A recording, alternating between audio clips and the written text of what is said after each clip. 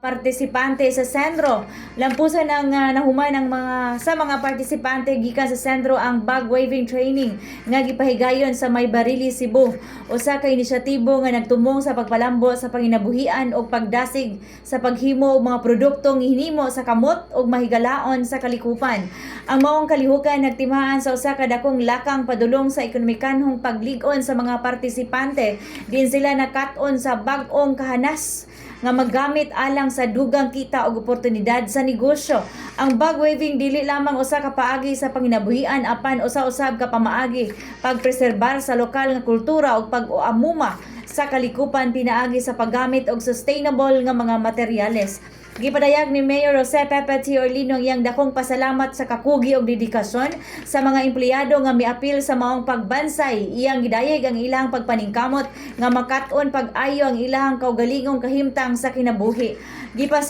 Ugda usab sa mayor ang ubos sa pinaangay agenda ang lokal nga pangkagamahanan padayon nga mosuporta sa mga programa nga nagpunting sa pagpalambo sa panginabuhian sa katawan. Ang maong mga inisyatibo nagpakita sa hiniusang pagpaningkamot sa komunidad aron matukod ang usa ka ligong progresibo ug voluntarong katilingban. Sa kinatibukan ang kalampusan sa bag waving training usa ka inspirasyon ug ehemplo sa usang paagi nga kolaborasyon ug suporta sa liderato nga makatabang sa pagpalambo sa kinabuhi sa katawhan sa syudad sa Tanhay. Atong oras alas 6:50 na sa kagabion. DAR, NIR nagpaligon sa serbisyo sa ARS pinaagi sa orientation sa bagong regular nga mga empleyado aron mapalambo ang mga episyente ug epektibong paghatag og serbisyo sa mga agrarian reform beneficiaries kon ARBS.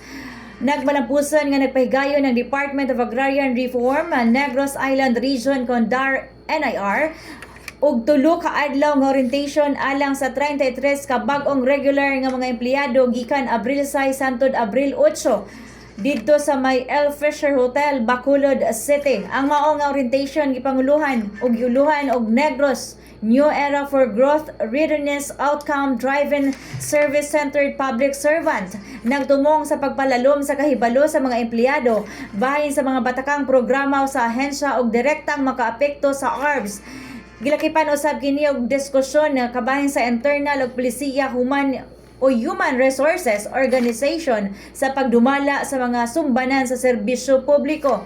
Sayang mensahe gipasiugda ni Regional Director Lucrecia Taberna ang kabugat sa responsibilidad sa mga bagong empleyado.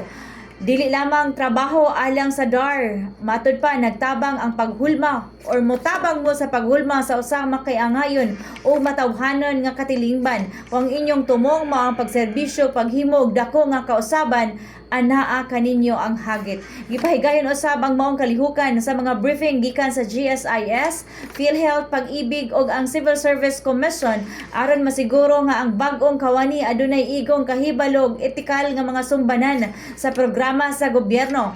Pinaagi sa pagpalig-on sa kapasidad sa ilang workforce or gipakita sa DAR, NIR ang padayon nga pagpaningkamot o paghatag mas paspas, epesyente o makatawhanan ng serbisyo alang sa ARBS sa tibuok rehiyon.